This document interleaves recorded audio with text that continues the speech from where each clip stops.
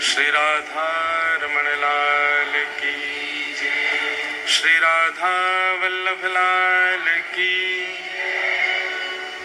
श्री जगन्नाथ महाप्रभु की, सुभद्रा मैया की, श्री बलभद्र भैया की, श्री सुदर्शन जी महाराज की, लीलाचल धाम की, लक्ष्मी मैया की, समुद्र नारायण भगवान की जय, गुंडीचा धाम की, साक्षी गोपाल भगवान की जय, टोटा गोपीनाथ की, महादेव श्री लिंगराज भगवान की, सब संतन की, सब भक्तन की, सब विप्रन की, समस्त ब्रजवासीन की, महाप्रसाद की, नाम संकीर्तन की।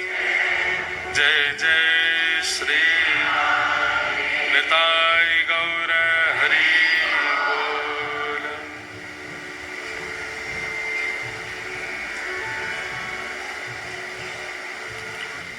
परम मंगलमय परात् प्रखलेश्वर अकारण करुणा वरुणालय भक्तवांछा कल्पतरु तड़िद्वत विनंदित पीतांबरधारी श्री जगन्नाथ भगवान की अहितु की पावन कृपा से हम आप सब लोग भारत के समृद्ध प्रांत हरियाणा के इस हिसार शहर में एकत्रित हुए हैं। हमारे प्यारे गिरधर लाल जी का अति प्रिय परिवार श्री निताई गौर परिवार हिसार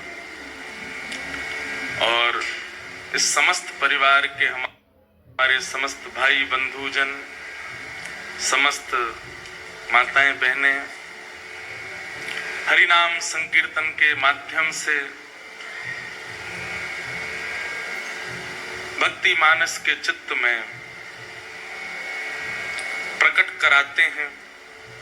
हमारे दिव्य भैया दिव्यदास जी, उनके साथ में हमारे नितिन भैया और परिकर के सारे भैया, सबके नाम तो नहीं, वे सब भैया ही हैं, सबरे भैया और सब माताएं बहनें, सबको हमारा बहुत बहुत जय श्री कृष्ण।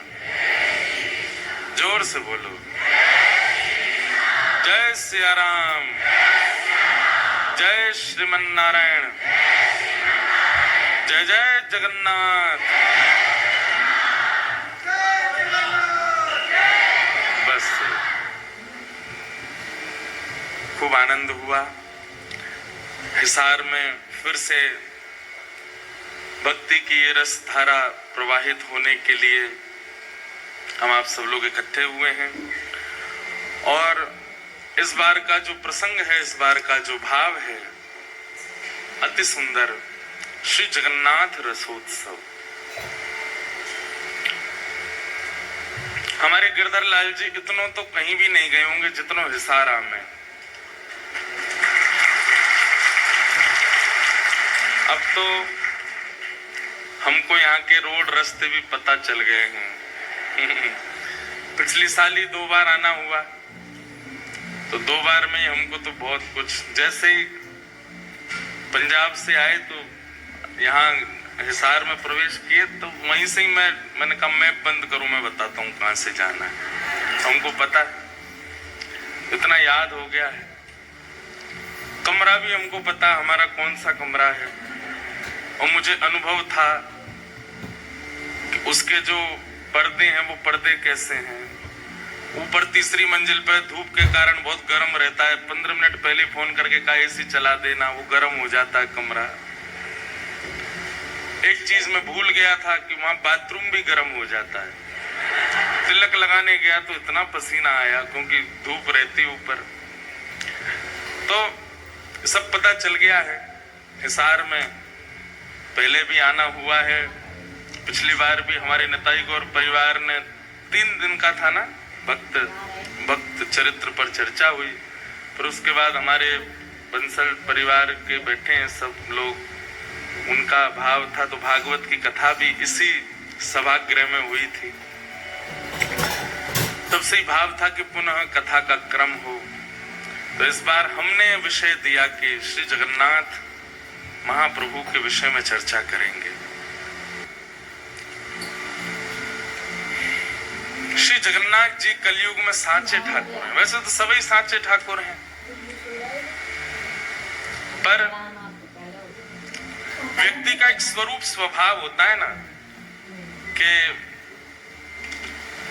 जो व्यक्ति सबकी सुनता है, जो सबके काम बना सकता है, उस व्यक्ति की भी एक स्थिति होती है कि वो ऐसी परिस्थिति में होता है तो ही वो बहुत जल्दी जल्दी सुनता है। जैसे कि उदाहरण के रूप में, जैसे माँ, बालक को माँ से कोई बात मनवानी है तो बालक, उसको पता होता है कि पूरे दिन में माँ कौन सी स्थिति में आती है, तब वो कुछ भी बोलेगा तो मान जाएगी।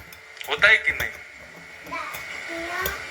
हमको तो पता होता था, हमारी माता जी का सीक्रेट, कि मैया हमारी जब इस स्थिति में आएगी उस समय हम जो बोल देंगे मैया उसमें हाँ बोलने वाली है, मना नहीं करने वाली। तो पूरे दिन प्रतीक्षा करते थे हम, हमारी बहनें सब उसी की प्रतीक्षा करते थे, मैया उस स्थिति में। अब वो स्थिति नहीं बताऊंगा कौन सी थी, पर उस स्थिति की हम सब प्रतीक्षा करते थे कि माँ उस स्थिति में आए तो हम सब जाके बोले, माँ कल हमको घूमने जाना है, कल हमको पिक्चर देखनी है, कल हमको ऐसा करना है, या फिर कल हमको स्कूल नहीं जाना, कल ट्यूशन नहीं पढ़ना, नानी के घर जाना, आदि आदि जो भी बात, नए कपड़े खरीदने, मेला में घूमने जाना, झूला में झूलने जाना। तो माँ की उस स्थिति का प्रतीक्षा करते थे, वो टाइम आवे जब माँ इस तरीके की होगी तब उनसे पूछेंगे तो हाँ ही करेंगे। ऐसे ही बंधुओं, भगवान श्री कृष्ण के अनेक रूप हैं, लेकिन जगन्नाथ महाप्रभु जो हैं ये प्रेम विगलित स्वरूप है। ठाकुर जी श्री जगन्नाथ रूप में व्यस्त हैं। किसमें व्यस्त हैं? ब्रजवासी और किशोरी जी की याद में व्यस्त हैं। इसीलिए प्रेम विगलित ठाकुर जी हैं, पिघल रहे हैं उस समय श्री जगन्नाथ जी। इतनी याद आ रही है ब्रजवासियों की कि दोनों भुजाएं खड़ी करके और बस एक तक अपलक नेत्रों से सामने निहारते रहते हैं कि इतने वैष्णवों में कोई ब्रजवासी मुझे दिख जाए। आपको एक बात कहें बंधुओं, जगन्नाथपुरी जाओ, निश्चित जाया करो, पर कभी अवसर मिले ना किसी ब्रजवासी को संग लेकर के जाना और ब्रजवासी के संग श्री जगन्नाथ जी का दर्शन करना, तो निश्चित है कि हजारों की भीड़न में जगन्नाथ जी आपको जरूर देख लेंगे, वह ब्रजवासी के बहाने, क्योंकि ब्रजवासी को देखने के लिए ही वो खड़े। अब तो नियम बदल गए मंदिर के, पर मैंने महाप्रभु जगन्नाथ जी को अंक में भरा है, गले से लगाया है। पहले के प्राचीन काल, बहुत ज्यादा पुरानी बात भी नहीं है, पर 2007-8 से पूर्व की बात है। तब तक भी श्री जगन्नाथ जी के गर्भगृह में जाने की अनुमति थी। कई बार तो भीड़ होती तो गर्भगृह में ही ब्रह्म वेदी के पास से ही घुमा करके बाहर कर देते थे। कई बार भीड़ नहीं होती थी तो चढ़ा करके जगन्नाथ जी के गले से लगा देते थे। हमने एक बार ठाकुर जी को अंक में भरा है, आते तो नहीं है, खूब विशाल है, और मैं भी छोटा ही था, बस एक बार ऐसे हृदय से लगाने का अवसर मिला था। तो श्री जगन्नाथ जी जो हैं ये प्रेम विगलित स्वरूप है ठाकुर जी का। इसमें ठाकुर जी व्यस्त हैं, ब्रजवासी और किशोरी जी की याद में व्यस्त हैं। ऐसे स्वरूप के सामने जाकर के आप जो बोलोगे, लेकिन आपको कहानी देनी पड़ेगी ठाकुर जी को। कहानी देने का मतलब क्या है? एक वचन देना पड़ेगा श्री जगन्नाथ जी। बहुत ध्यान से सुनना। हे नाथ, हमारे जीवन में ये आर्त है, हे नाथ हमारे जीवन में ये विपत्ति है, हे नाथ हमारे जीवन में ये संकट है, ये काम बन नहीं रहा, आदि सब जगन्नाथ भगवान से कह दो।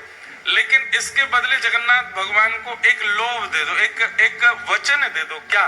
अगली बार आऊंगा तो एक ब्रजवासी को लेके आऊंगा, आपका काम पक्का ठाकुर जी पूर्ण करेंगे। क्योंकि श्री जगन्नाथ महाप्रभु को ब्रजवासी बहुत प्रिय है। हमारे स्वामी श्री हरदास जी की वाणियों में कहीं ऐसा प्रसंग आता है, एक बार स्वामी जी के कुछ वैष्णव जन वृंदावन से जगन्नाथपुरी जाने के लिए निकले, और उस समय की बात है जब इतने साधन नहीं हुआ करते थे। वृंदावन से वैष्णव निकले हैं जगन्नाथपुरी के लिए, और वृंदावन से वैष्णव जा रहे हैं तो अब जैसे भी साधन, पैदल जाएंगे, बैलगाड़ियों में जाएंगे, समय तो बहुत लगना है पहुंचने में।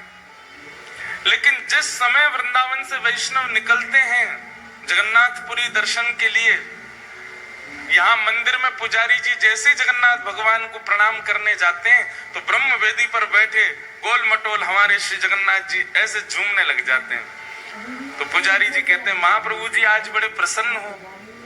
बोले हम इसलिए प्रसन्न हैं क्योंकि वृंदावन से 4 वैष्णव निकले हैं जगन्नाथपुरी आने के लिए। हम अब हमको प्रतीक्षा नहीं हो रही है। मुझे एक एक क्षण का ऐसा लग रहा है कि कब वो क्षण आवे, ब्रजवासी सामने से आवे।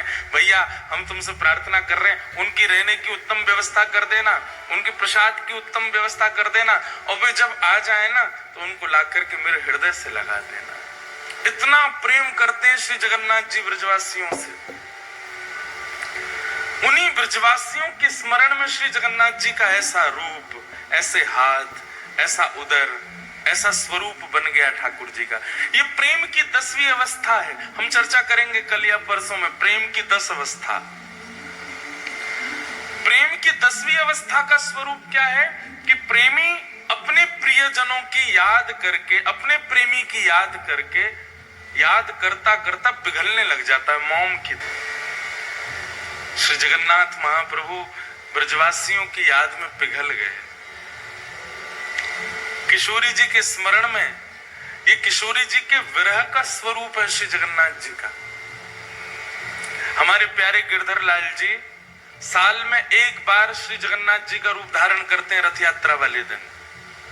और मैंने कई बार कथाओं में बताया भी है कि हमारे प्यारे गिरधर लाल जी जगन्नाथ भगवान का रूप तब तक धारण करते ही नहीं है जब तक उनको कोई विरह का पद ना सुनाओ।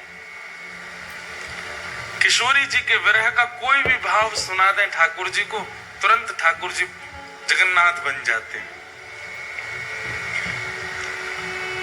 प्रेम धन स्वरूप है जगन्नाथ, रस धन स्वरूप है जगन्नाथ, आनंद धन स्वरूप है जगन्नाथ, और महाप्रभु स्वरूप है जगन्नाथ। तो ऐसे जगन्नाथ जी भगवान श्री कृष्ण के अनेक रूप हैं, पर उन रूपों के सन्मुख जाकर के आप अपनी जिज्ञासा प्रकट करो। पूर्ण होगी नहीं होगी कुछ गारंटी नहीं है, पर जगन्नाथ जी से आप जो चाहो वो अपना पूर्ण करवा सकते हो। बस शर्त इतना, बदले में एक ब्रजवासी से मिलवाना पड़ेगा श्री जगन्नाथ जी को।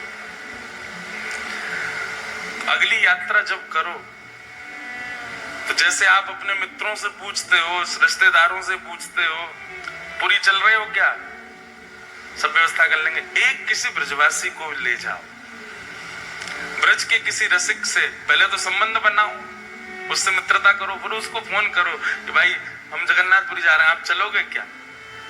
पलकों पे बैठा के ले जाना ब्रजवासी को, चाहे सिर पे चढ़ जाए, लेकिन फिर भी ब्रजवासी को लेकर के जाना, तब दर्शन करना जगन्नाथ जी का।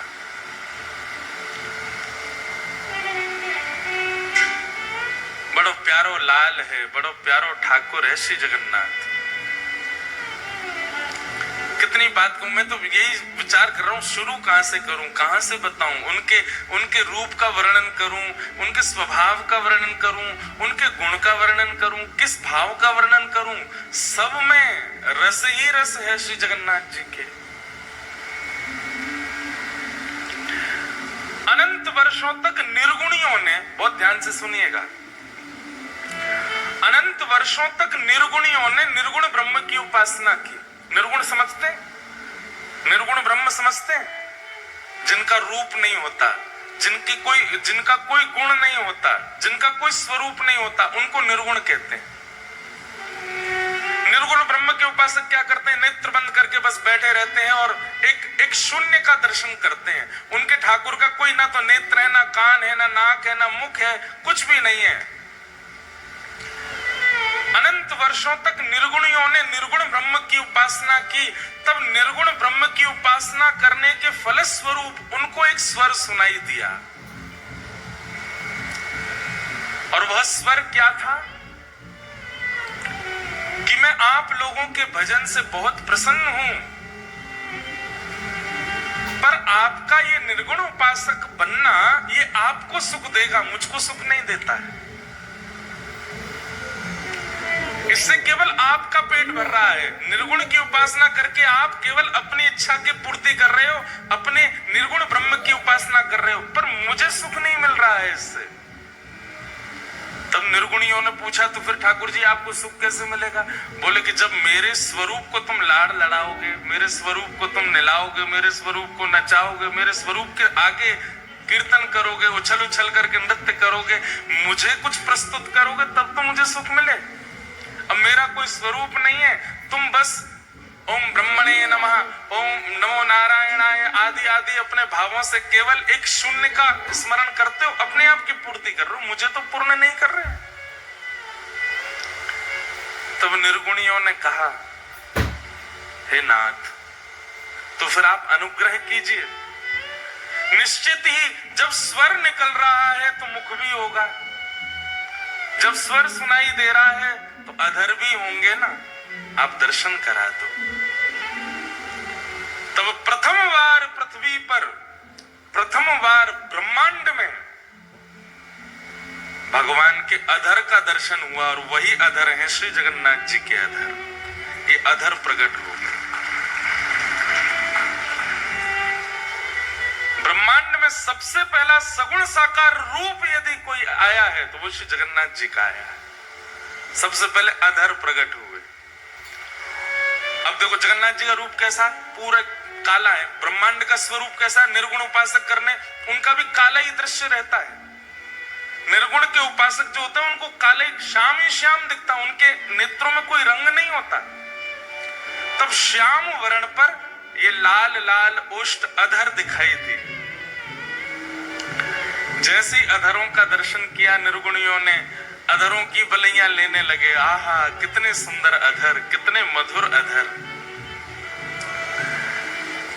तब निर्गुणियों ने प्रार्थना की, बोले अधर दिख गए हैं, स्वर है तो मतलब अधर है, तो अधर है तो उसका मतलब नेत्र भी होंगे। तो कृपा करके ठाकुर जी आप अपने नेत्रों का दर्शन कराओ। और तब श्री जगन्नाथ महाप्रभु के विशाल नेत्रों का दर्शन हुआ। जैसे ही नेत्रों का दर्शन हुआ, जगन्नाथ स्वामी नयन पथगामी भवतु में, जैसे ही नेत्रों का दर्शन हुआ सब निर्गुणी दंडवत करने लगे। बोले नाथ, अब हमारी स्थिति ऐसी है कि अधर और नेत्र देख करके ही हम इतने आनंद में भर गए हैं।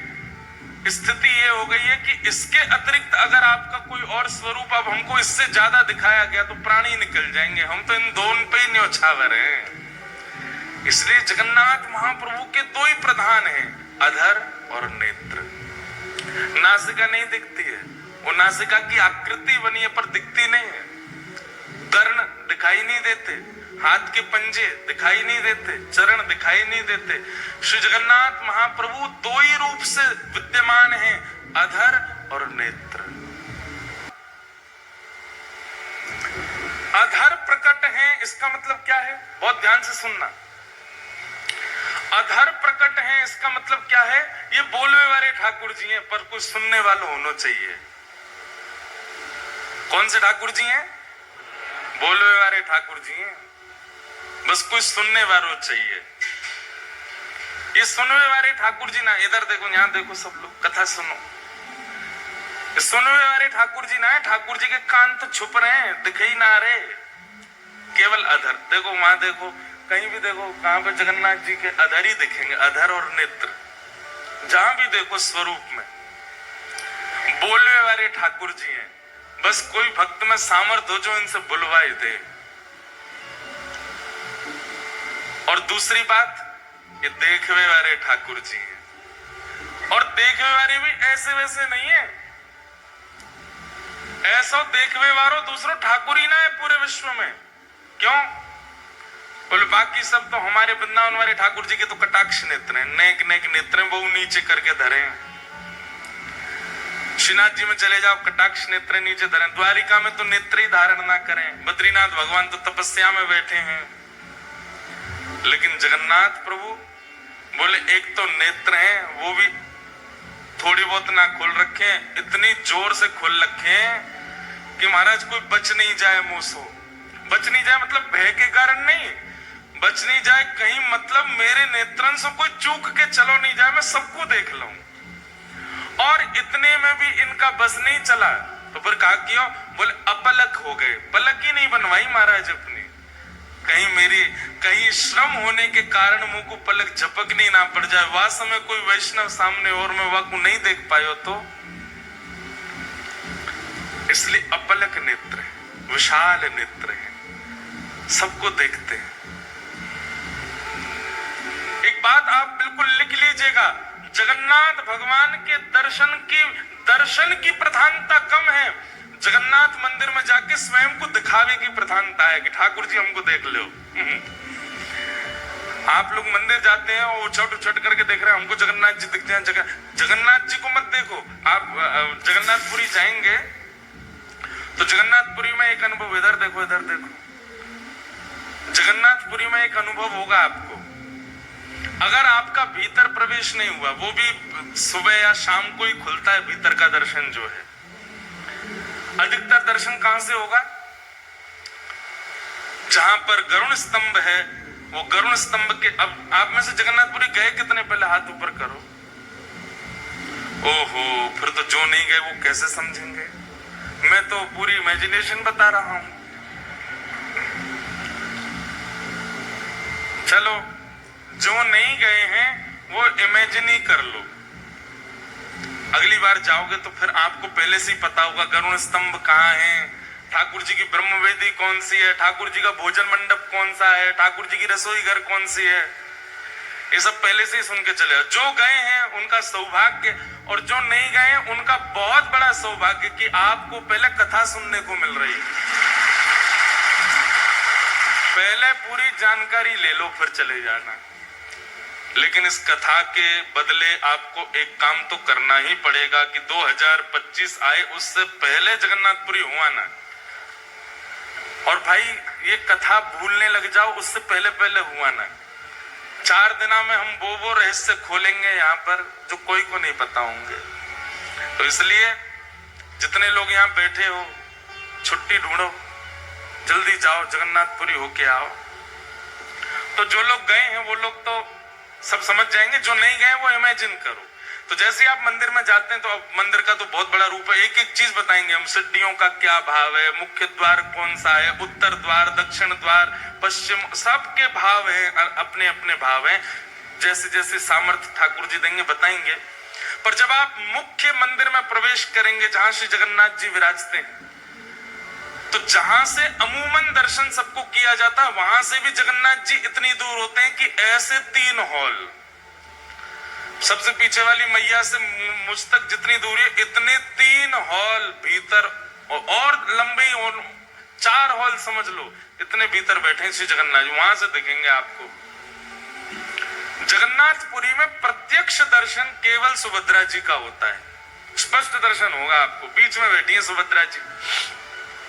तो द्वार है तो बहुत विशाल, लेकिन दूरी इतनी होती है कि जब आप भीतर प्रवेश करोगे तो इतने तो आपको बलराम जी दिखेंगे। बलराम जी सबसे पहले घुसते ही आपको बलराम जी दिखेंगे, इतने। फिर बलराम जी के बाम अंग में बैठी है सुभद्रा जी पूरी दिखेंगी। और जिनके दर्शन के काज पूरी दुनिया गई है, जगन्नाथ जी, वो इतने भी नहीं दिखते, इतने दिखते हैं, बस इतने ही दिखते हैं, आधी सी आंख दिखे उनकी। पूरी दुनिया आप देखेंगे जगन्नाथपुरी में, सारी भीड़ कहाँ होती है? वहां कोने में, सबकी दृष्टि ऐसी है, बोलो वहां कोने में देखो जगन्नाथ जी दिख रहे होंगे। वो जगन्नाथ जी कितने दिखते हैं? कितनों कोने में घिस लो, इतने ही दिखते हैं, उससे ज्यादा नहीं दिखते। इसका मतलब क्या है? जगन्नाथपुरी में श्री जगन्नाथ जी को देखवे के काजे उमड़ो मत। जगन्नाथ जी कह रहे हैं हमने सबको देखवे के काजे सुभद्रा जी बीच में बैठा रही हैं, बस तुम खुद को दिखा दो कि तुम आए हो। और तुम मोए देख पाओ नहीं देख पाओ बिल्कुल चिंतित मत हो, पर मेरी दृष्टि तुमको देख ही लेगी। इतने बड़े बड़े नयन महाराज बना के काय को खड़े हैं हम, ये अपलक नेत्रन से काय को खड़े हैं? ताकि तुम मोए दिख जाओ। अच्छा, श्री जगन्नाथ जी के नेत्र विशाल क्यों है? क्योंकि वो सबको देखते हैं। और ये 2 ही प्रधानता है श्री जगन्नाथ जी के रूप में, अधर और नेत्र। बाकी सब जगह हमारे वृंदावन में राधा रमन जी सब जगह प्रधानता बांकी अदा है, हाथ ऐसे हैं, पाम त्रिभंग लली हैं, मुकुट ऐसा है। जगन्नाथ जी की दो ही प्रधानता है, नेत्र और अधर।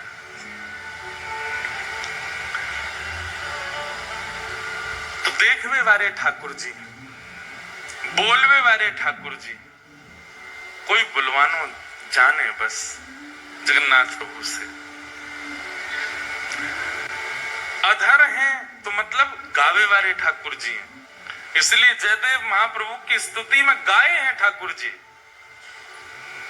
अभिनव जलधर सुंदर धृत मंदर, धृत मंदर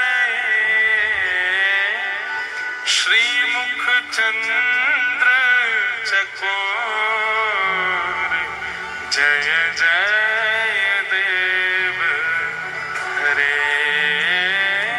श्री राधा मुख चंद्र चकोर, जय जय।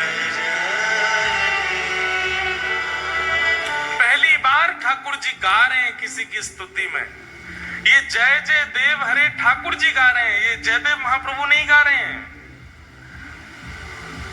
इस अष्टपदी की विशेषता है कि जयदेव महाप्रभु तो वर्णन करना चाहते हैं जय जगदीश हरे, अभिनव जलधर सुंदर धृत मंदर है, श्रीमुख चंद्र चकोर, जय जगदीश हरे, ये लिखना चाह रहे हैं जयदेव महाप्रभु तो। पर जयदेव महाप्रभु ने जाकर के जैसे ही जगन्नाथ महाप्रभु को ये अष्टपदी सुनाई, ये अष्टपदी सुनकर के जगन्नाथ भगवान के अधर जो है वो बोल पड़े, और जयदेव महाप्रभु को वाद्य होना पड़ा अपनी लेखनी मिटाने पर। बोले जब ठाकुर जी स्वयं गा रहे हैं तो फिर हम अपनी क्यों थोपें जय जगदीश हरे। तो जैसे ही जयदेव महाप्रभु बोले अभिनव जलधर सुंदर धृत मंदर ए, श्रीमुख चंद्र चकोर, जयदेव महाप्रभु तो गा रहे हैं जय जगदीश हरे, पर जयदेव महाप्रभु की आवाज किसी को सुनाई नहीं दी। इतने वेग से जगन्नाथ प्रभु ने गाया कि सबको एक ही स्वर सुनाई दिया, जय जय देव हरे। जगदीश की जय जय नहीं है, जगदीश को भजवे वारे जयदेव की जय हो। बोलवे वाले ठाकुर जी हैं जगन्नाथ जी, कोई बुलवानो जाने। अच्छा, जगन्नाथ जी के कान क्यों नहीं है? जगन्नाथ जी के कान दिखते क्यों नहीं है? बहुत सुंदर भाव है। बोले जगन्नाथ महाप्रभु कहते हैं, बोले कोई मेरो भक्त आर्तनाद आर्त भाव से मुंह को पुकारे,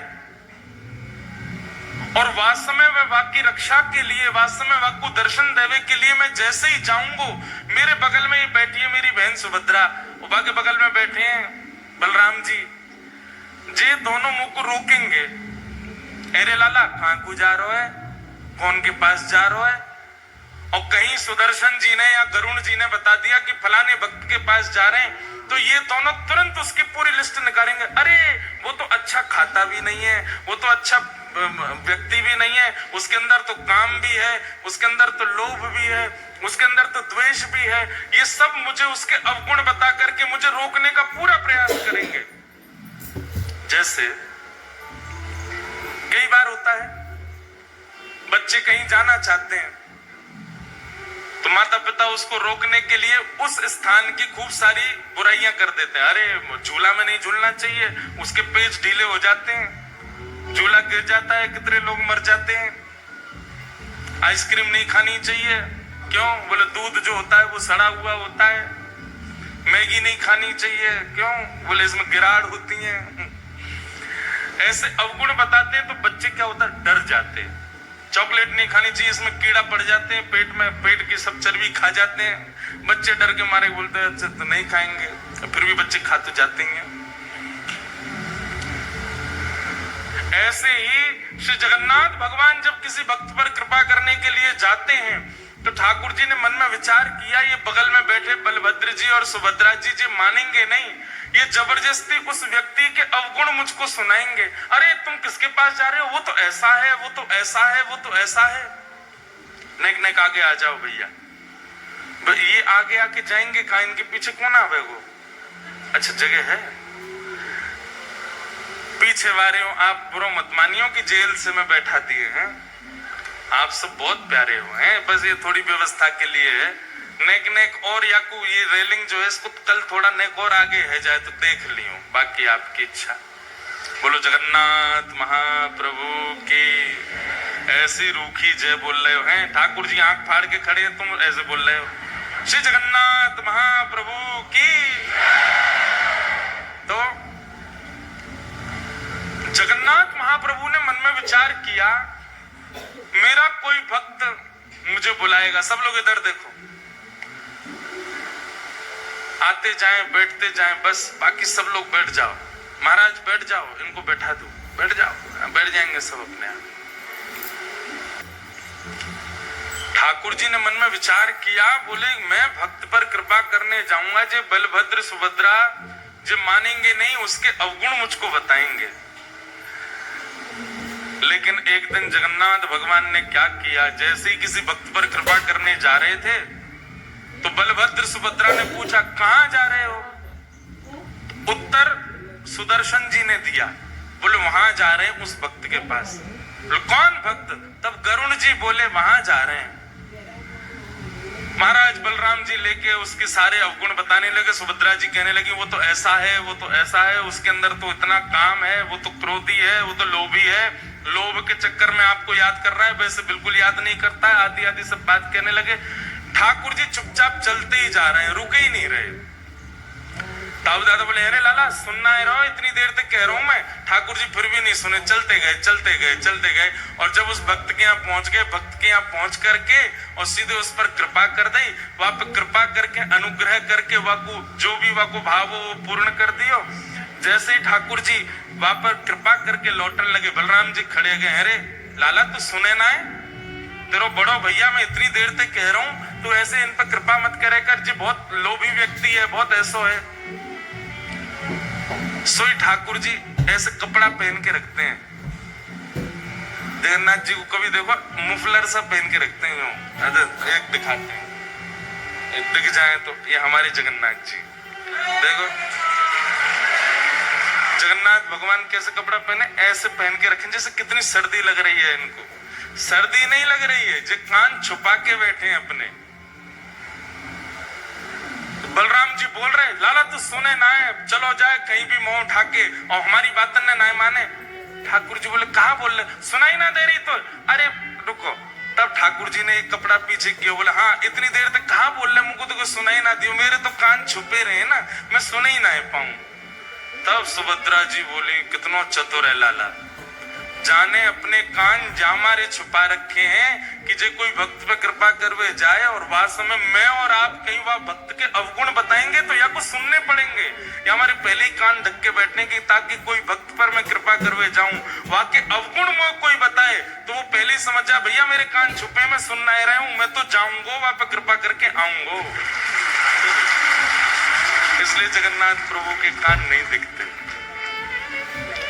बड़े अद्भुत हैं श्री जगन्नाथ जी, अपने कान छुपा के बैठे हैं। कोई महाप्रभु जी का अत्यंत निकट से दर्शन कर रहा हो, पीछे वाला कह रहा देखो इसको तो इतने बढ़िया दर्शन हो रहे हैं, ठाकुर जी ये इतना योग्य नहीं, हम योग्य हैं। ठाकुर जी उस समय भी यही कह रहे हैं, बड़ी मुंह सुनाई ना दे रही है, मेरे कान बंद हैं। जो मेरे समीप आ गए हो वो मेरो है, जो मेरे दृष्टि के आगे आ गए हो, मैं वाकई कोई अवगुण विचार ना करूं। कैसे कैसे भक्तन पर श्री जगन्नाथ जी ने अनुग्रह किया है। हम व्यासपीठ पर बैठ करके कलम तोड़ करके कह सकते हैं पूरे ब्रह्मांड में सबसे दयालु यदि कोई है तो वो श्री जगन्नाथ जी, बहुत दयालु। इतनी दया कोई ठाकुर के भीतर नहीं है जितने हमारे श्री जगन्नाथ जी में। आप लोग कहेंगे आप तो व्यास हो, व्यासन को एक ही काम है जाके कथा करें, वही के पक्ष में चले जाएं, ऐसी बात नहीं है। हम चाहे कितनी कथा करें, हम गिरधर लाल जी के उपासक हैं, उनके कान पे पट्टा बांध के आया हूं, कहीं सुन नहीं ले। और सुन ले तो का है, एक ही तो है, कोई अलग थोड़े है। वही राधा रमन है, वही श्रीनाथ जी हैं, वही जगन्नाथ है। सबसे बड़े कृपालु ठाकुर यदि पूरे विश्व में यदि कोई है तो श्री जगन्नाथ जी। इतने दया में भरे हैं, इतने अवगुण शून्य दृष्टि है श्री जगन्नाथ जी की। कितना भी बड़ा कोई व्यक्ति, कितना भी अभागा क्यों ना आ जाए, ठाकुर जी उसमें भी दोष नहीं देखते। ऐसे महाप्रभु जगन्नाथ। श्रीमद् भागवत जी में जगन्नाथ शब्द का सबसे पहले उच्चारण किसने किया? जगन्नाथ जी कलयुग के नहीं है, जगन्नाथ जी द्वापर के नहीं है, जगन्नाथ जी त्रेता के भी नहीं है, जगन्नाथ जी अनंत है। मैंने वर्णन किया ना कि सगुण साकार रूप में सबसे पहले किसी को दर्शन अगर किसी भाव का हुआ तो जगन्नाथ जी का हुआ। सगुण रूप के ही हम सब उपासक हैं, हम सब के अलग अलग रूप के ठाकुर हैं, पर इन सगुण रूपों में सबसे पहले दिखने वाले जो ठाकुर जी सगुण रूप से जो दिखे हैं साधकों को, भक्तों को, वो श्री जगन्नाथ जी। आज के नहीं है ठाकुर जी, अनंत काल से हैं। बस इंद्रद्युम्न पर कृपा करने के लिए और कलयुग के वैष्णवों पर अनंत कृपा करने के लिए वही जगन्नाथ भगवान एक रूप में प्रकट हो गए। ठाकुर जी तो अनंत हैं श्री जगन्नाथ जी। तो मैं निवेदन कर रहा था, भागवत जी में सबसे पहले जगन्नाथ शब्द का उच्चारण किसने किया? श्रीमद् भागवत जी में सबसे पहले जगन्नाथ शब्द का उच्चारण किया है परीक्षित की माता जी ने। क्या नाम है उनका? उत्तरा। उत्तरा ने सबसे पहले भागवत जी में जगन्नाथ नाम का उच्चारण किया है। कब किया? आप लोगों ने भागवत जी कथा सुनी होगी। तो भागवत जी में जब उत्तरा के गर्भस्थ शिशु को मारने के लिए अश्वत्थामा ने बाण छोड़ दिया, उस समय उत्तरा दौड़ी दौड़ी जाती है, भगवान रथ में बैठ करके द्वारिका को प्रस्थान कर रहे हैं। उस समय उत्तरा गाती है, पाहि पाहि महायोगिन देव देव जगतपते नान्यं तद्भयं पश्ये यत्र मृत्यु परस्परम नान्यं तद्भयं पश्ये यत्र मृत्यु परस्परम। जगन्नाथ जी को सबसे पहले पुकारा है श्रीमद् भागवत जी में उत्तरा ने। नाथ शब्द का अर्थ क्या होता है? नाथ किसको कहते हैं? रक्षक को नाथ कहा जाता है। किसको कहते हैं? रक्षक को। और मानव का रक्षक कौन होता है? रक्षक कोई नाथ कहते हैं और रक्षक कोई पति कहते हैं। पति को भी रक्षक, पति शब्द का अर्थ भी रक्षक ही होता है। कुल का रक्षक, पत्नी का रक्षक, बच्चों का रक्षक, वही पति।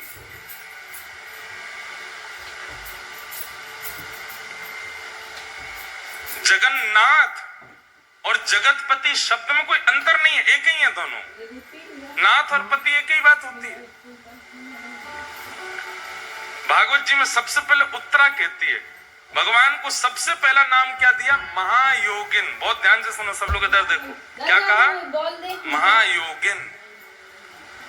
कौन है? पाहि पाहि महायोगिन। महायोगिन का मतलब क्या है?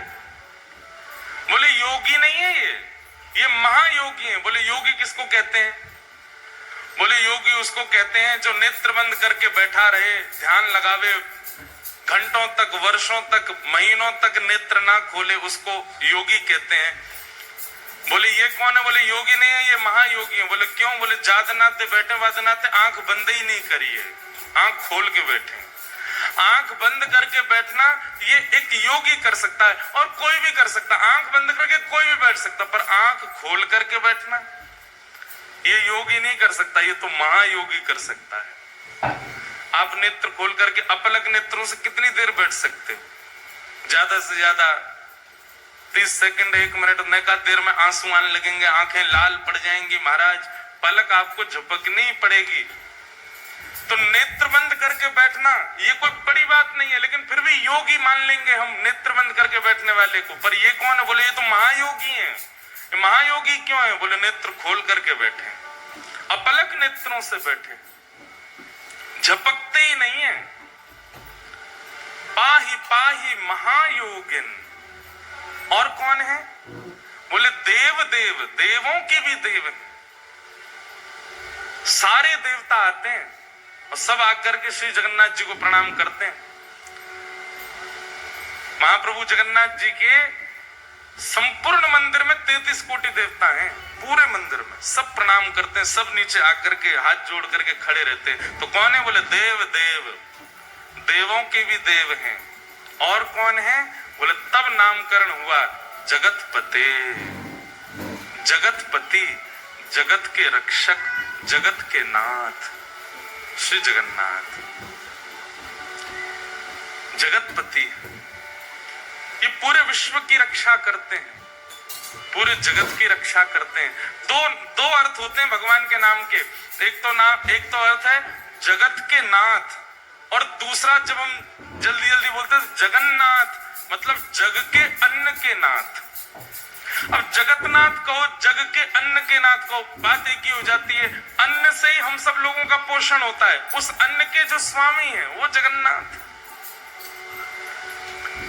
एक प्रकार से जगन्नाथ कहने का मतलब यह है कि हम सब पत्नी, हमारे पति कौन है? श्री जगन्नाथ जी। हम सबके स्वामी हैं, हम सबके रक्षक हैं श्री जगन्नाथ। तो पाही पाही देव देव जगतपते, नान्यम तद्भयम पश्ये यत्र मृत्यु परस्परम। भगवान को जगन्नाथ कहकर के पुकारा है उत्तरा जी ने श्रीमद् भागवत में। जगन्नाथ, जगतपति। नाथ नाथ नाथ भजो नाथ जगन्नाथ, नाथ नाथ नाथ भजो नाथ, नाथ नाथ भजो नाथ जगन्नाथ।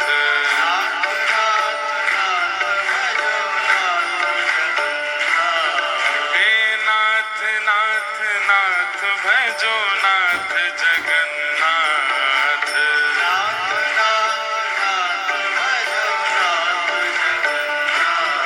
हे नाथ नाथ नाथ भजो नाथ जगन्नाथ।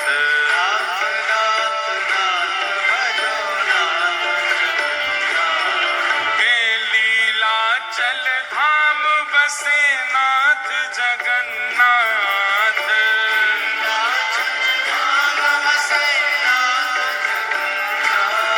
हे लीलाचल धाम बसे नाथ जगन्नाथ।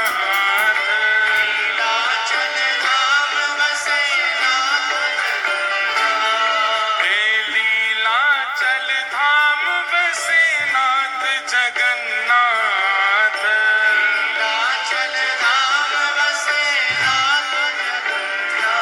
हे नाथ जगन्नाथ, नाथ जगन्नाथ।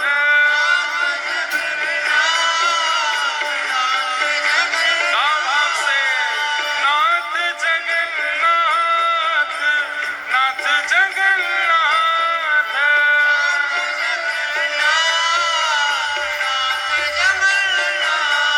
हे लीलाचल धाम बसे नाथ जगन्नाथ।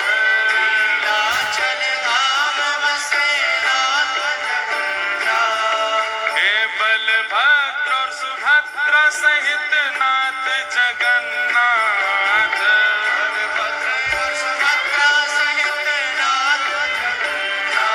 भजो नाथ नाथ नाथ भजो नाथ जगन्नाथ।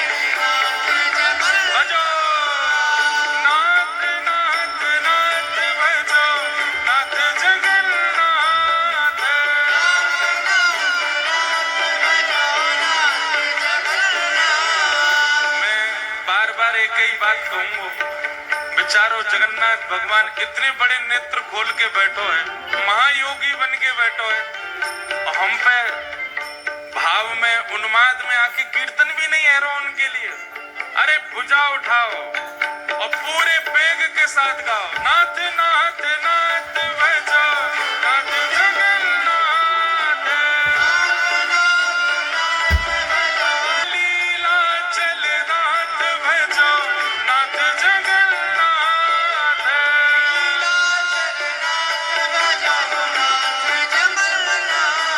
हे वैष्णवन सो प्रीत करे नाथ जगन्नाथ,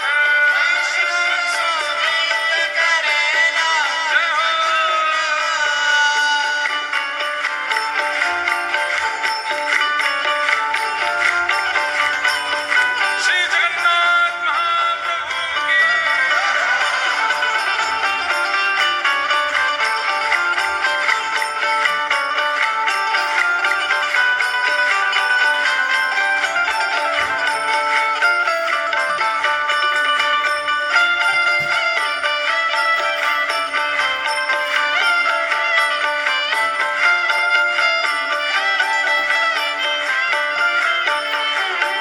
हे नंदी घोष रथ विराजे नाथ जगन्नाथ, नंदी घोष रथ विराजे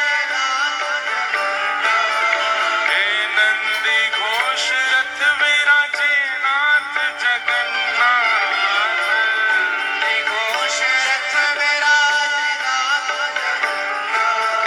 हे नंदी घोष रथ विराजे नाथ जगन्नाथ,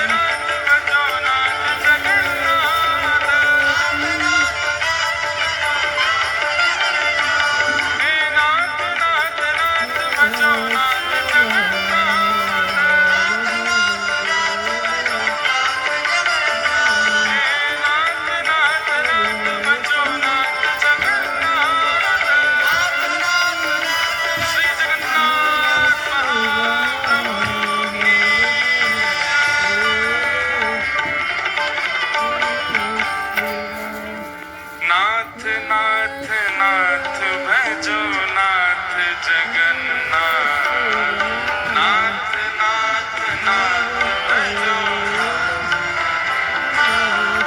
हे नाथ नाथ नाथ भजो नाथ जगन्नाथ, नाथ नाथ नाथ भजो नाथ, हे नीलाचल नाथ भजो नाथ जगन्नाथ,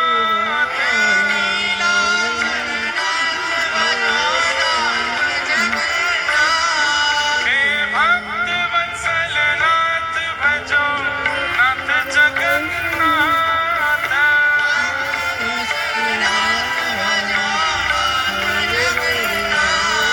हे लीलाचल नाथ भजो नाथ जगन्नाथ,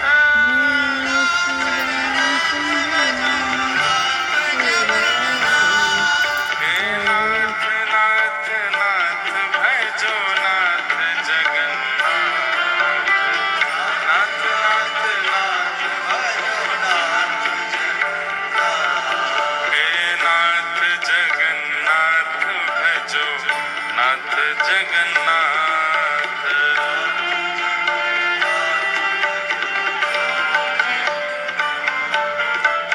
श्री जगन्नाथ महाप्रभु की जय।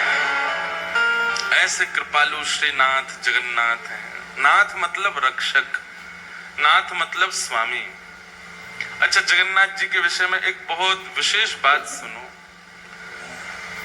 श्री जगन्नाथ महाप्रभु को सब प्रिय है, बस एक भाव छोड़ के। जब कोई उनका स्मरण करके या उनके सन्मुख जाकर के स्वयं को अनाथ कहे, महाप्रभु जी को बहुत विकलता होती है। जब कोई स्वयं को अनाथ माने, कभी भी जीवन में स्वयं के प्रति अनाथ की भावना लगती हो, महाप्रभु जगन्नाथ जी का स्मरण करो। सबके नाथ। विश्व प्रसिद्ध रथ यात्रा। अब जगन्नाथ जी प्रकट कैसे हुए, जगन्नाथ जी का रूप क्या है, बहुत विस्तृत कथा है, वो हम सुनेंगे कल। क्योंकि पूर्व से द्वारिका लीला से पूरी कथा शुरू होती है, कईयों को शायद पता भी होगी। पूर्व में श्री जगन्नाथ जी ने ब्रजवासियों की कथा रोहिणी मैया से सुनी, तब से वो रूप प्रकट हुआ, उसकी पूरी कथा। फिर इंद्रद्युम्न पर कृपा करके ठाकुर जी कैसे पधारे, नील माधव रूप से कैसे जगन्नाथ बने, बहुत विस्तृत भाव है, उसको हम कल स्वच्छंद रूप से कहेंगे। अभी बस इतना सुना देते हैं कि महाप्रभु श्री जगन्नाथ जी की रथ यात्रा कैसे होती है। सबसे ज्यादा विश्व में लोग श्री जगन्नाथ जी को जानते ही रथ यात्रा से। ऐसे भक्त वत्सल हैं श्री जगन्नाथ जी। इंद्रद्युम्न राजा, जिस पर कृपा करने के लिए श्री जगन्नाथ जी ने यह रूप धारण किया, वे इंद्रद्युम्न राजा नित्य श्री जगन्नाथ जी की सेवा करते हैं और ऐसे एकमात्र राजा हुए जिन्होंने जगन्नाथ प्रभु का मंदिर निर्माण कराते ही अपनी राज पदवी का त्याग कर दिया। राजा रहकर के हम जगन्नाथ जी की सेवा नहीं कर सकते, दास बन गए श्री जगन्नाथ जी के लिए। हमारे ब्रज के उपासक भी कहते हैं, कनक कूट को टिक लग तजिए भजिए कुंवर कन्हैया। जब तक चित्त में त्याग नहीं आएगा तब तक ठाकुर जी के साधक नहीं बन सकते आप। कोई व्यक्ति चाहे कि मैं सब स्थितियों में रहता हुआ भक्त भी बन जाऊं तो नहीं बन सकता, उसको त्याग तो करना पड़ेगा। अपने सुख का, अपने समृद्धियों का, अपने भाव का, अपने प्रेम का, अपने ऐशो आराम का कहीं ना कहीं तो त्याग वैष्णव को करना पड़ता है। वैष्णव भक्तों को देखो, वो त्यागी से ही दिखते हैं। रात में भले 1 बज जाए, सुबह 4 बजे उठ जाएंगे, क्यों? त्याग। कितने वो अच्छे वस्त्र दे दो लेकिन फिर भी सामान्य वस्त्र पहनेंगे, क्यों? त्याग है।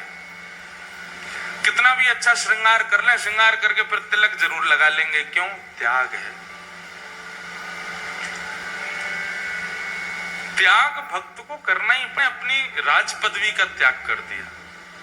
और इंद्रद्युम्न अकेले भक्त नहीं, उनकी पत्नी गुंडीचा जिनका नाम, वो भी परम भक्ता थी श्री जगन्नाथ जी की। तो इंद्रद्युम्न राजा नित्य अपनी पत्नी के साथ जाते और पूरे जगन्नाथ मंदिर में झाड़ू सोहनी करते अपने आप ही। बहुत ध्यान से सुनना। ठाकुर जी को इंद्रद्युम्न राजा का त्याग, समर्पण और ये प्रेम इतना भा गया, इतना भा गया, महाप्रभु श्री जगन्नाथ जी प्रकट हो गए और प्रकट होकर के बोले, इंद्रद्युम्न हमारा एक ही हृदय है, तुम कितनी बार उसको अपना मुरीद बनाओगे, कितनी बार उसको प्रसन्न करोगे। व्यक्ति का स्वभाव होता है कि वो एक बार सामने वाले को प्रसन्न कर देता है, सामने वाला प्रसन्न हो जाए तो बस फिर शांत सा रहता है। लेकिन तुम बार बार ऐसी लीला करते हो कि हमको प्रसन्न होना ही पड़ता है। तुमने राज पदवी का त्याग कर दिया, अब तुम अपनी पत्नी सहित पूरे मंदिर की सेवा करते हो, कोई भी कार्य छोटा बड़ा नहीं समझते। पत्नी पुष्पमाला का श्रृंगार बनाती है, नित्य हमको धारण कराती है। हम तुम्हारी सेवा से बहुत प्रसन्न हैं, कुछ वरदान मांग लो। इंद्रद्युम्न राजा कहते हैं, बोले भगवान, जहां साक्षात आप आ गए मेरे पास में और ये सेवा का सौभाग्य मुझे दे रहे हैं, इसके बाद आपसे, आपके द्वारा ये कहना कि कुछ मांग लो, मेरे चित्त में संशय प्रकट कर रहा है कि कहीं आप मुझसे पीछा तो नहीं छुड़ाना चाह रहे। जब आप मिल ही गए हो मुझे तो नाथ, और मैं क्या मांगू आपसे। जगन्नाथ प्रभु बोले, नहीं इंद्रद्युम्न, हम बहुत प्रसन्न हैं तुमसे, कुछ मांगो।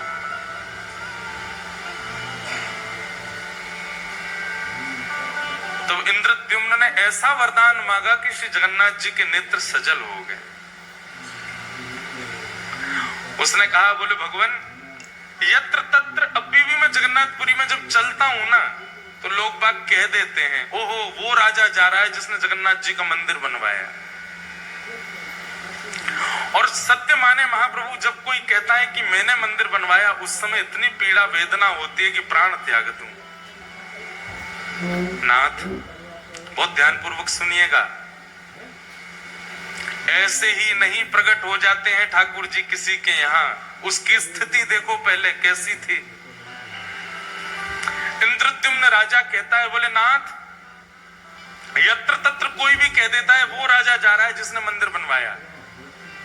मैं आपसे प्रार्थना करना चाहता हूं, अगर मेरा वंश आगे बढ़ा तो मेरे वंश में आने वाले बालक, मेरे होने वाले उनके भी बालक, पर पौत्र, पर पौत्र, पर पौत्र, और कभी ना कभी कोई ना कोई तो बालक ये कह देगा कि हमारे पूर्वजों ने मंदिर बनवाया। इसलिए आप ऐसी कृपा कीजिए, अनुग्रह कीजिए कि मेरा वंश बढ़े ही ना, कोई ये ना कह दे कभी कि हमारे पूर्वज ने मंदिर बनवाया। मैं आपसे यही वरदान चाहता हूं। उन्होंने वंश ना बढ़े ऐसा नहीं कहा, उन्होंने वरदान में यह मांगा कि कभी कोई ऐसा ना कहने वाला प्रकट हो जो ये कहे कि हमारे पूर्वज ने मंदिर बनवाया। मतलब बगल में पत्नी खड़ी है, गुंडीचा खड़ी है, इसके सामने स्पष्ट कैसे बोल दूं कि मुझे संतान नहीं चाहिए। लेकिन नाथ, आप कृपा करके ऐसा अनुग्रह कर दो कि मेरे कुल में, वंश में कोई ये कहने वाला ही पैदा ना हो कि हमारे पूर्वज ने मंदिर बनवाया। इनडायरेक्ट वे में मानो कहना चाह रहे हैं कि कोई वंश आगे बढ़े ही ना, कभी ना कभी कोई तो बोल देगा कि हमारे पूर्वज ने बनाया। महाप्रभु जगन्नाथ जी के नेत्र सजल हो गए। बोले, और कितना त्याग करोगे इंद्रद्युम्न, सब कुछ तो तुमने त्याग दिया, अपनी राज पदवी तक त्याग दी, एक मैत्रानी की तरह तुम्हारी पत्नी और एक झाड़ू लगाने वाली की तुम नित्य पड़े रहते हो हमारे द्वार पे, और कितना, अब तुम वंश भी नहीं चाहते आगे। महाप्रभु जगन्नाथ जी ने इंद्रद्युम्न को हृदय से लगा लिया। तुम्हारे इस प्रेम को, इसको निष्काम प्रेम कहते हैं, जिस प्रेम में इतनी इच्छा भी नहीं है कि कोई ये कह जाए कि इन्होंने मंदिर बनवाया। हम लोगों की स्थिति कैसी, हमारी कथा सुनकर के 4 लोग वैष्णव क्या बन जाएं तो हम दुनिया में ये मेरी कथा से वैष्णव बना है। हमारे मन की भी बात कह रहे हैं। अभी जलंधर में कोई मिलने आए, वो बोले महाराज जी इन्होंने जीवन में कभी कुछ गलत काम छोड़ा नहीं, आपकी कथा सुन के छोड़ दिया। हमने भी चारों से परिचय करा दिया, मैंने देखो ये हमारी कथा से ठीक हो गए, इतनी कथा सुनी फिर भी। ये सबके अंदर आता है, मेरे अंदर भी आ रहा है, आप सबके। ठाकुर जी मान रहित व्यक्ति कोई मिलते हैं जिसमें किंचित मान ना हो।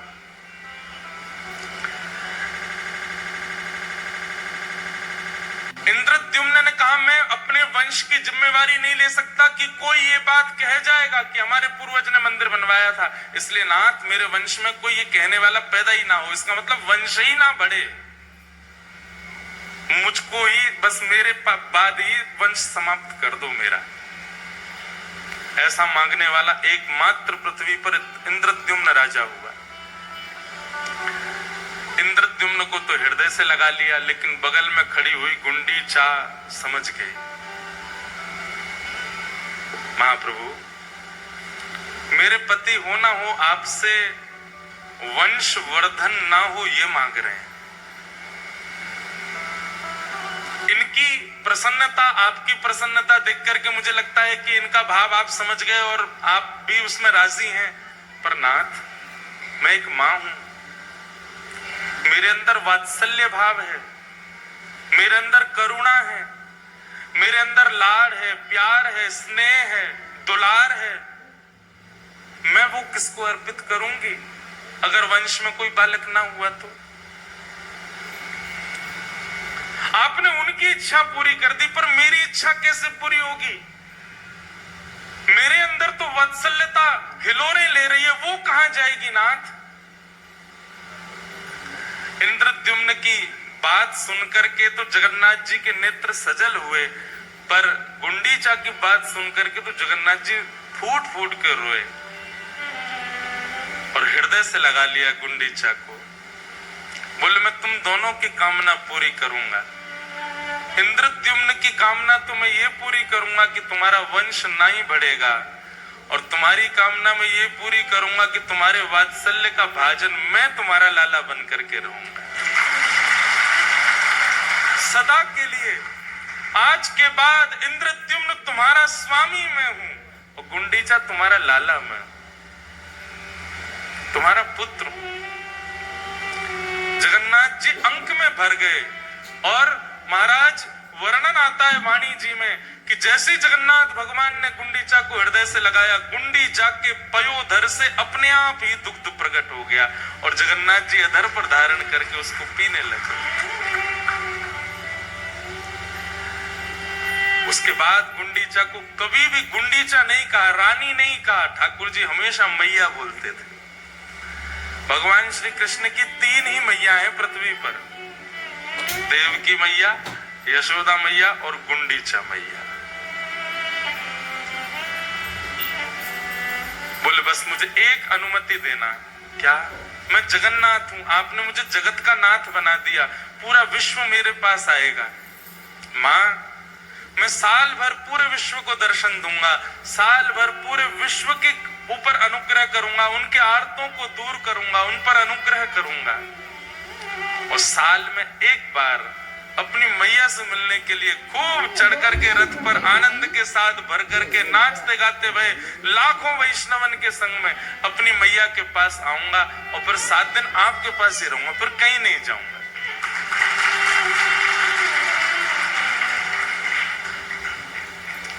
गुंडीचा प्रसन्न हो गई और जगन्नाथ प्रभु को एक बालक की तरह पुचकारने लगी, एक बालक की तरह आशीष देने लगी।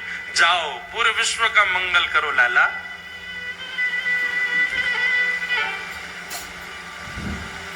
गुंडीचा वापस अपने भवन में जाकर के रहने लगी।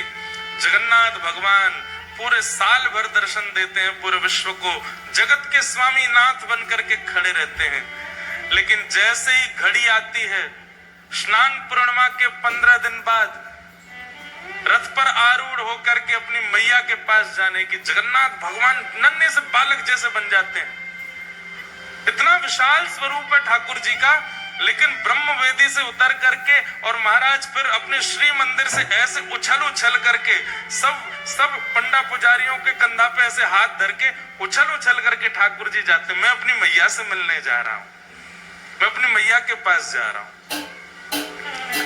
पंडा पुजारी बोलते हैं कि कई बार तो श्री जगन्नाथ भगवान इतने आनंद में भर जाते हैं कि यूं पौड़ जाते हैं, नीचे 2-4 पंडा दब जाते हैं ठाकुर जी के, ऐसे आनंद में भर जाते, कभी नीचे गिरे कभी पीछे गिरे और ऐसे हिलोरे लेते हुए आहा सालवेग स्तुति करता है जगन्नाथ भगवान की जब वे जाते हैं गुंडीचा के लिए। अहे नील शैल प्रबल मत्तावरण प्रबल मत्तावरण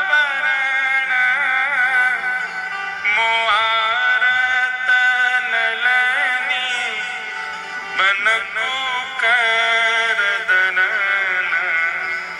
अहे नील शैल। निताई गौर परिवार वालों, आप लोगों ने ऐसे विषय में मुझे बैठा दिया है, अब मेरा मन हो रहा है कि मैं 7 दिन की कथा कर दूं। और सच बता रहे, हृदय इतना भर रहा है जगन्नाथ जी को याद करके।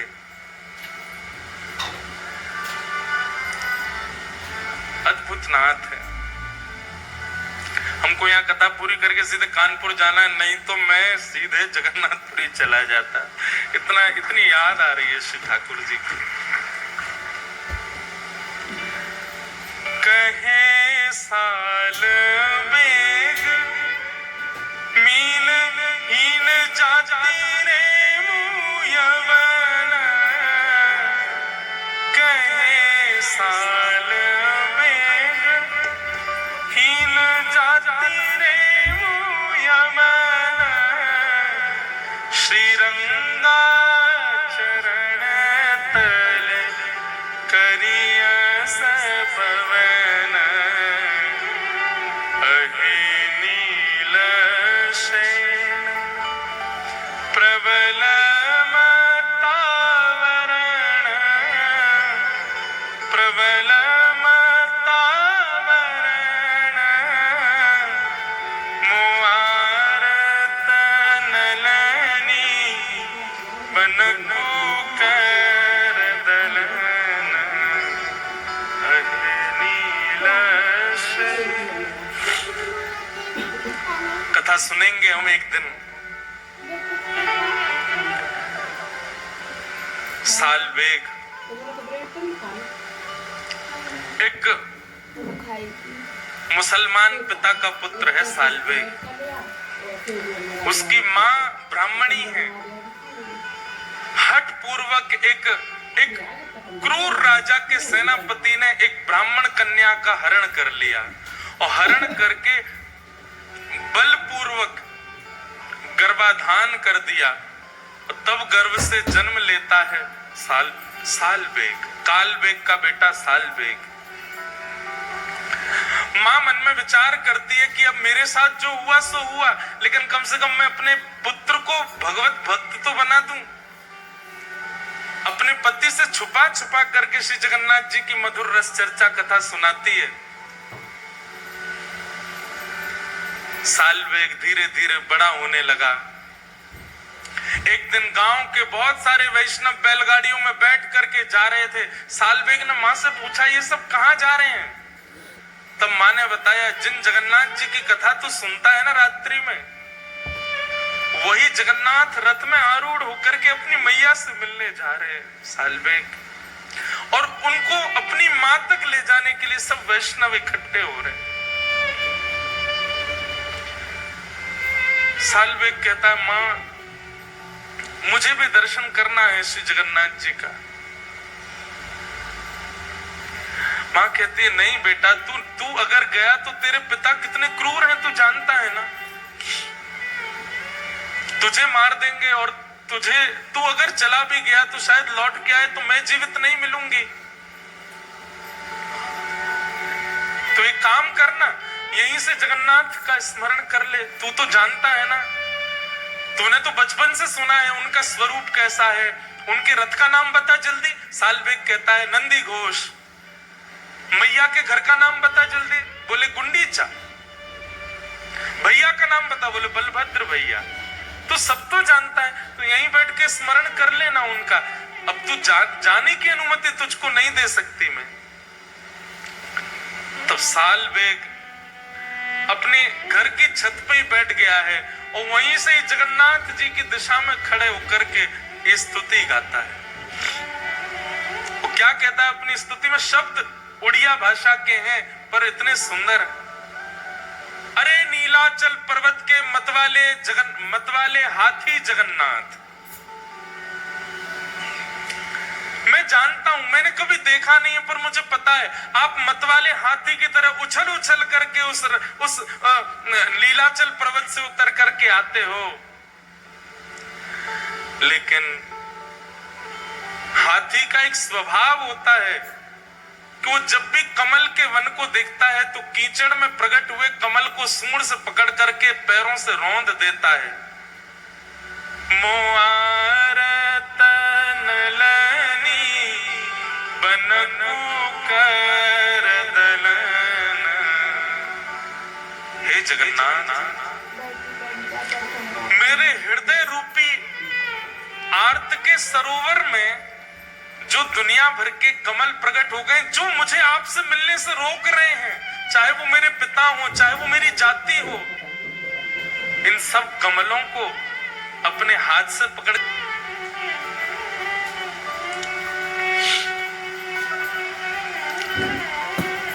गजराज चिंता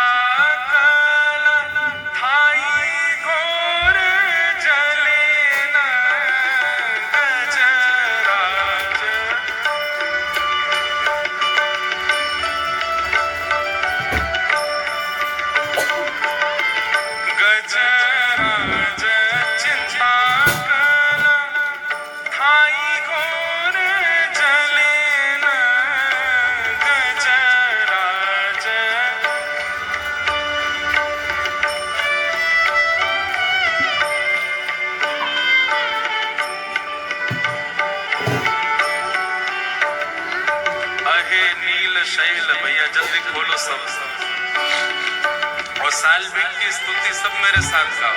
उड़िया में मत खोल लेना, नहीं तो समझ में नहीं आएगा। अहे नील शैल,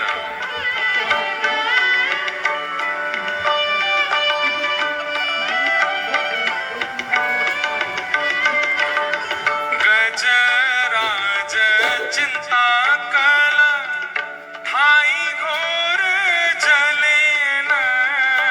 गजराज चिंता कला थाई घोर जलेन। चक्र पेशी नक्रनाशी उद्धरील अपन। अहे नील शैल प्रबल मतावरण। प्रबल मतावरण मुआर तनलनी बनकु कर दलन। अहे नील शैल प्रबल मतावरण। प्रबल मतावरण मुआर तनलनी बनकु कर दलन। अहे नील शैल। गजराज चिंता कर रहा था मेरी तरह कि अरे मैं तो जानवर हूं, मुझ पर कृपा कैसे करेंगे ठाकुर जी। वो भी मेरी तरह चिंतित हुआ था अपनी जाति को लेके, प्रजाति को लेकर के, जैसे मैं चिंतित हो रहा हूं कि मैं कालबेग का बेटा हूं, मैं मुसलमान हूं, मेरी मां मुझे जाने नहीं दे रही है। ऐसे ही चिंता में पड़ा था गजराज। लेकिन नाथ आपने क्या किया? चक्र पेशी नक्रनाशी उद्धरील अपना। आप तुरंत सुदर्शन चक्र लेकर के गए और उसके पैर को अपने मुख में लेकर के बैठे, ग्राह का वध करके आपने उस पर कृपा कर दी। लेकिन उस पर तो कर दी, मुझ पे कब करोगे महाराज? श्री जगन्नाथ जी जैसे ही पहुंडी करते हुए आए और आकर के अपने रथ पर विराजमान हुए, कोसों दूर से गा रहे सालवेग का स्वर श्री जगन्नाथ जी के कान में आने लगा। लाखों की तादाद में वैष्णव श्री जगन्नाथ जी के रथ को खींच रहे हैं। आज जगन्नाथ जी का रथोत्सव हो रहा है, सब लेकर के मैया के पास जा रहे हैं जगन्नाथ जी को। लेकिन सालवेग की स्तुति सुनकर के श्री जगन्नाथ जी ने अपना रथ वहीं रोक दिया। खींच खींच करके पसीना पसीना हो गए सब, लेकिन तस से मस नहीं हुआ जगन्नाथ जी का रथ। उस समय के गजपति मतलब राजा को, जगन्नाथपुरी के राजा को गजपति कहते। गजपति दौड़ करके गया, महाप्रभु जी के सामने प्रणाम किया। आज्ञा करें महाप्रभु, क्या अपराध बन गया, आपका रथ क्यों नहीं चल रहा है? जगन्नाथ महाप्रभु गजपति से आज भी बात करते हैं, आज भी दर्शन देते हैं गजपति को। गजपति को आज्ञा करते हुए जगन्नाथ जी बोले, आज की रथ यात्रा में वैष्णव नहीं आए? गजपति बोला, नाथ जहां तक दृष्टि घुमाओगे सिर ही सिर दिख रहे हैं, इतने वैष्णव तो हैं। बोले, मुझे दिखाई नहीं दे रहे, मुझे तो केवल एक स्वर सुनाई दे रहा है, अहे नील शैल प्रबल मत्तावरण मोआरत नलनी बनकुकर दलन। एक नन्हा सा बालक सालवेग अपनी छत पर खड़ा खड़ा मुझे याद कर रहा है। अभी इसी वक्त उसको वो आकर के जब रथ का स्पर्श करेगा तभी रथ बढ़ेगा। गजपति ने सेना बुलाई, सेना लेकर के गए महाराज, किलोमीटरों दूर, 2 दिन तो पहुंचने में लगे।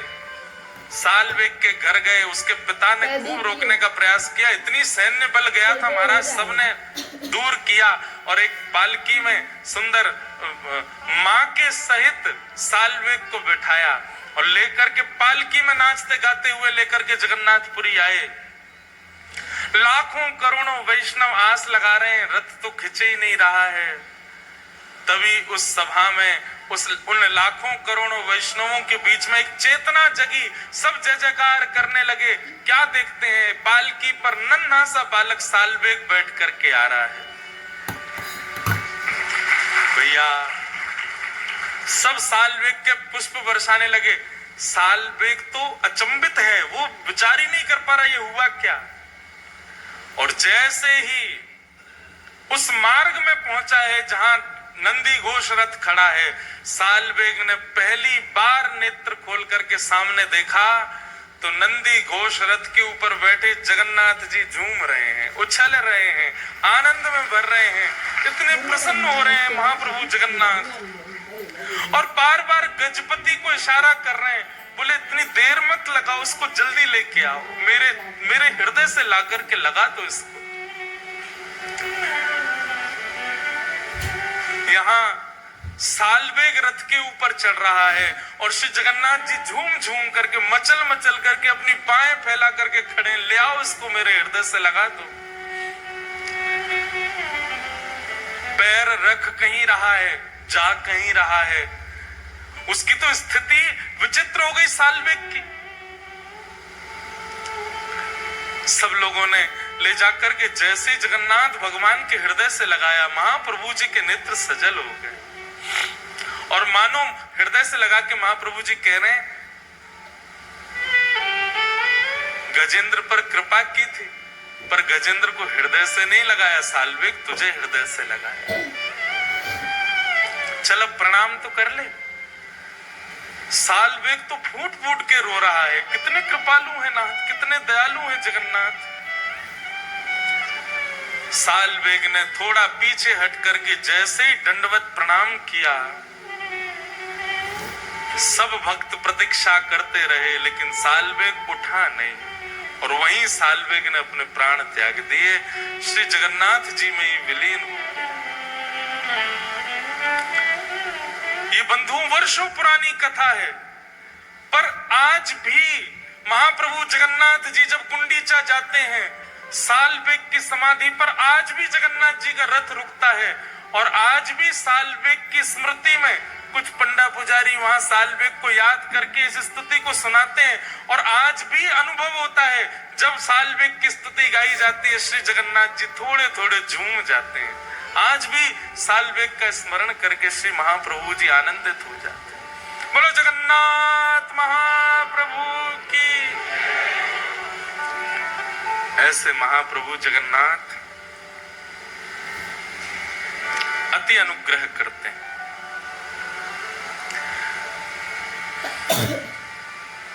बलभद्र और सुभद्रा संग विराजे